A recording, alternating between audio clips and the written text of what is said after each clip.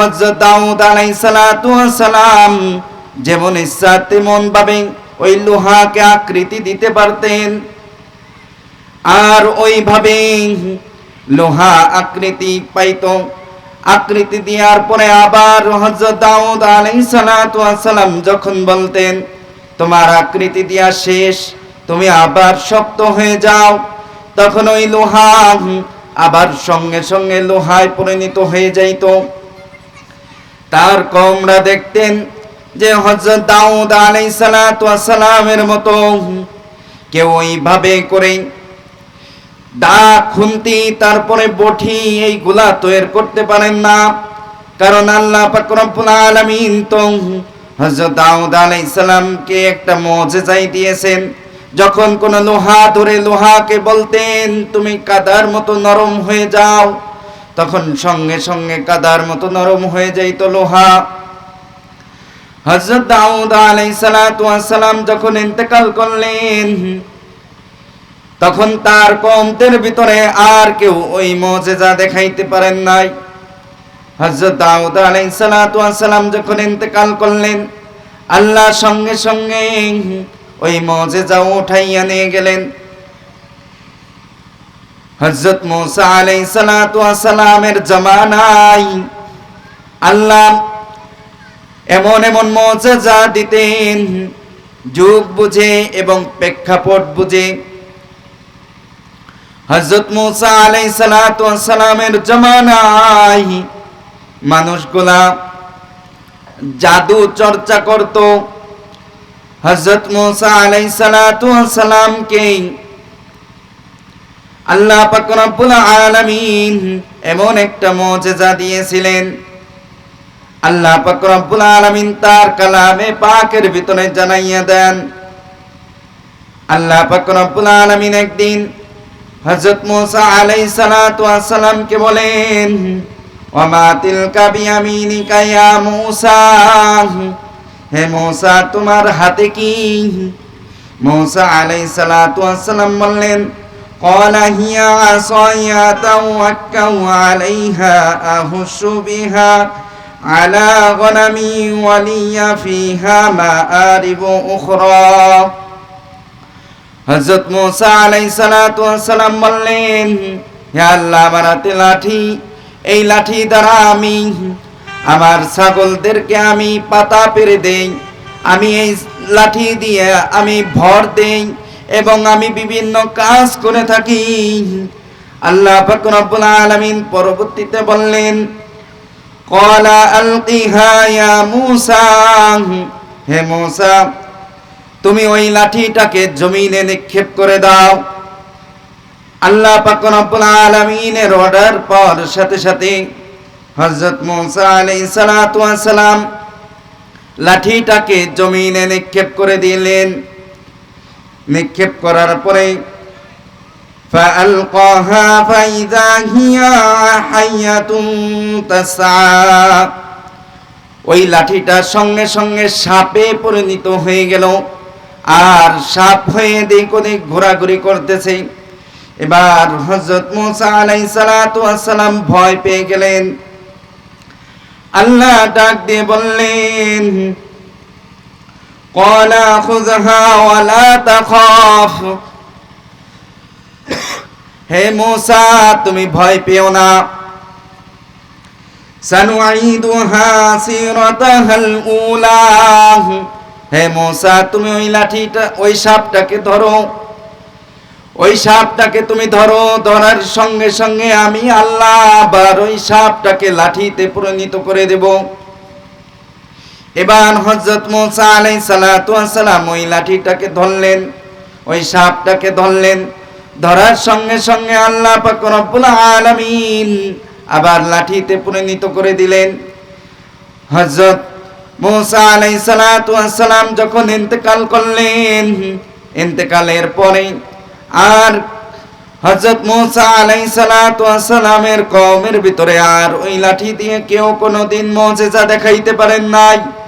ওই লাঠি জমিনে ফেলাই দিলে আর কোনোদিন সাপ হয় নাই। ওই লাঠি আবার ধরলেও আবার যে সাপ থেকে লাঠি হবে তাও হয় নাই। হযরত মূসা আলাইহিস সালাতু ওয়াস সালাম যখন ইন্তেকাল করলেন, ইন্তেকাল করার পরে তার মুজিজাও আল্লাহ উঠাইয়া নিলেন। এবার হযরত ঈসা আলাইহিস সালাতু ওয়াস সালাম আল্লাহ পাক রব্বুল আলামিন এমন কিছু ভয়ঙ্কর মুজিজা হযরত ঈসা আলাইহিস সালাতু ওয়াস সালামকে দিয়েছিলেন। আল্লাহ পাক রব্বুল আলামিন ওই কথা বলেন, وَرَسُولًا إِلَى بَنِي إِسْرَائِيلَ أَنِّي قَدْ جِئْتُكُمْ بِآيَاتٍ مِّن رَّبِّكُمْ أَنِّي أَخْلُقُ لَكُم مِّنَ الطِّينِ كَهَيْئَةِ الطَّيْرِ فَأَنفُخُ فِيهِ فَيَكُونُ طَيْرًا بِإِذْنِ اللَّهِ।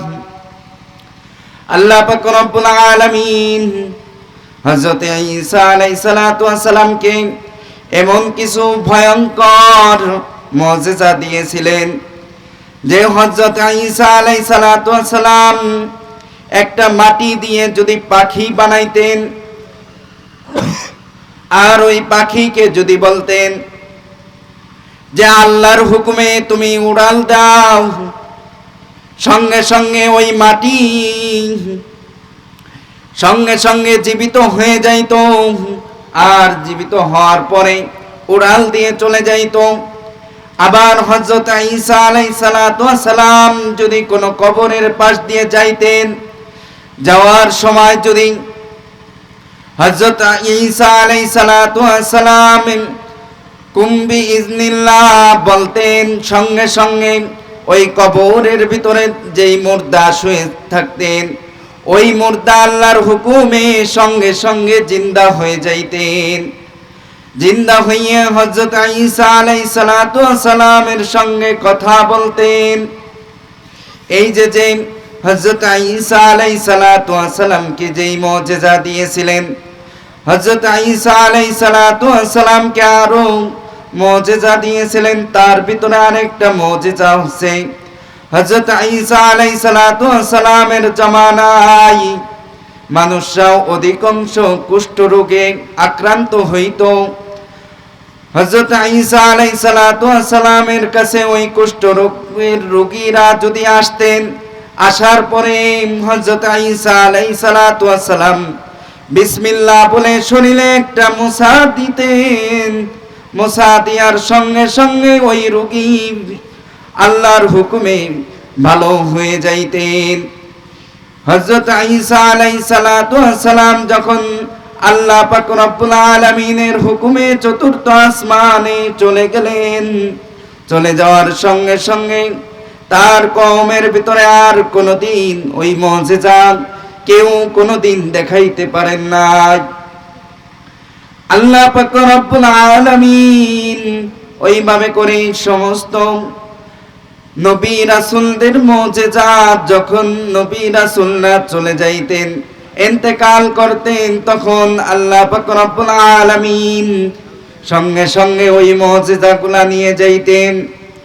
কিন্তু আপনার আমার নবী আখিরি পয়গম্বর জনাব মুহাম্মদুর রাসূলুল্লাহ সাল্লাল্লাহু আলাইহি ওয়াসাল্লামকে এমন একটা মুজিজা দিয়েছেন, এই মুজিজা হচ্ছে সর্বশ্রেষ্ঠ মুজিজা।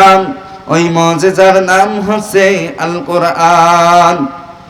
এই আল কোরআন আল্লাহ পাক রব্বুল আলামিন ওই 1500 বছর আগে যেই রকম নাজিল করছেন এখনো ওই অবস্থায় আছে। কারণ আল্লাহ পাক রব্বুল আলামিন প্রথমেই চ্যালেঞ্জ শুনে দিয়েছেন, জালিকাল কিতাবু লা রাইবা ফীহি হুদাল লিল মুত্তাকিন। আমার এই কিতাব এমন একটা কিতাব, এই কিতাবের ভিতরে কোনো ভুল নাই, কোনো ভুল হওয়ার অবকাশও নাই।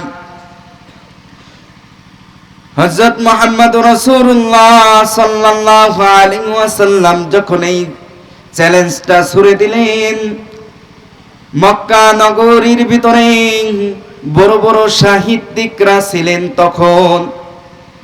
তখন তারা গবেষণা শুরু করলেন।